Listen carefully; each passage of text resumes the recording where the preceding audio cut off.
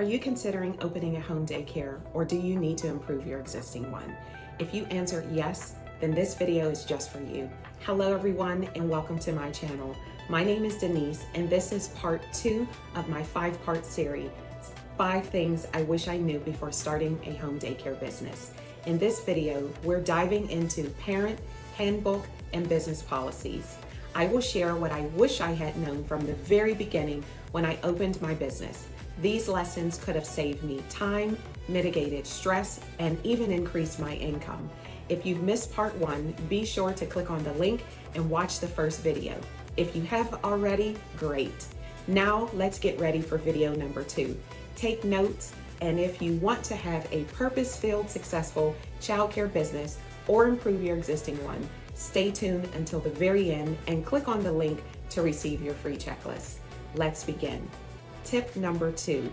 The second thing I wish I had known from the very beginning was to have and outlined a clearly defined parent policy and procedure from day one.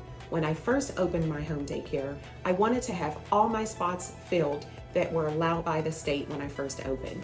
I thought it could be accomplished by accommodating every parent's needs.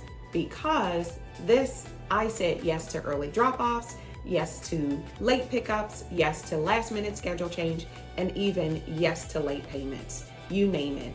That was a big mistake. It was not the solution at all.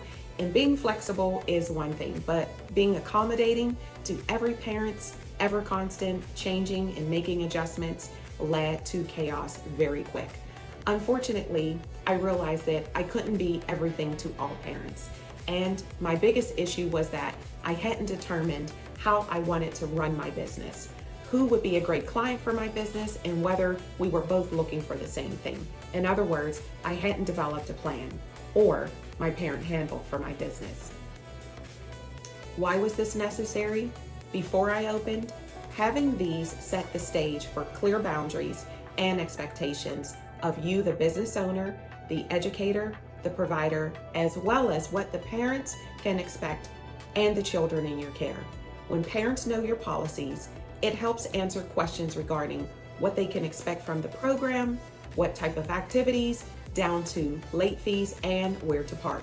Where to park, you might ask? Oh yes, I will explain that later in this video. It helps to reduce stress and mitigate the "I didn't know that" discussion. It also helps your clients to see that this is a business and not babysitting. It will also act as a guide for those that you may decide to hire, such as an assistant. And this handbook not only outlines your expectation, but it also acts as a contract protecting you and your business. If you like what you're learning, be sure to like and subscribe to get more tips on building a thriving home daycare business from the ground up. Make sure you click on the link to receive your free checklist. So, what is the remedy? What should you do? Have a solid parent handbook and business policies before you enroll your first family. Start working on this when you first decide that this is the business that you will begin. To develop your home daycare handbook and business policies, you first need to think about a few things to aid you in this process. For example, determine what type of clients you plan to have based on your family's makeup, circumstances, and financial needs. Next, determine your potential clients. What are their needs as well? Make certain that these are in agreement. Here are some questions for you to consider. Do you have small children or older children? Do they need more one-on-one time, or do they need more help with homework, personal needs, or special programs? What hours will you set for your business? Will you operate a 12-hour day, a 10-hour day, or an 8-hour day? It is recommended that you set these times and stick with them. If you decide to make adjustments, what fees will you charge? If you decide. Remember, once you make an allowance, most of the time, it becomes the expectation, so you will need to think this one through clearly.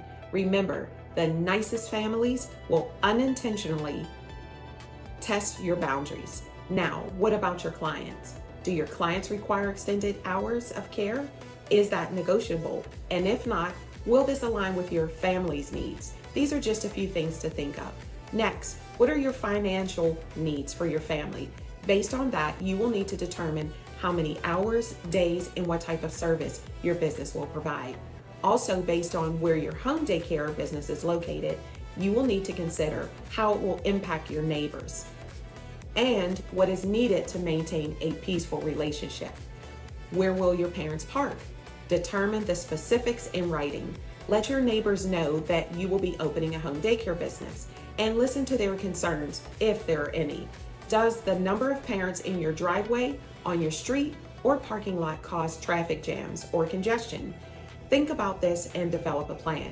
Remember, you want to maintain a good relationship with your neighbors so that you can have peace for you, peace for your family, your parents, and the children in your care. Here are some topics listed in my parent manual that you may want to add to yours, and I'll read those off. They are hours of operation, open door policy, attendance policy, drop off and pickup policy, holidays and birthday policies, fees and payment, due dates and policy, progress reports, program philosophy, discipline policy, health, illness, and sickness policy, emergency procedure and closing policies, nutrition and meals, guidelines policy, medication policy, parking policy, enrollment and termination policy, and photography policy. These are just a few. To get the complete list, click on the link to receive your copy. Remember, these protect you and clearly identify your expectations for your clients and their children.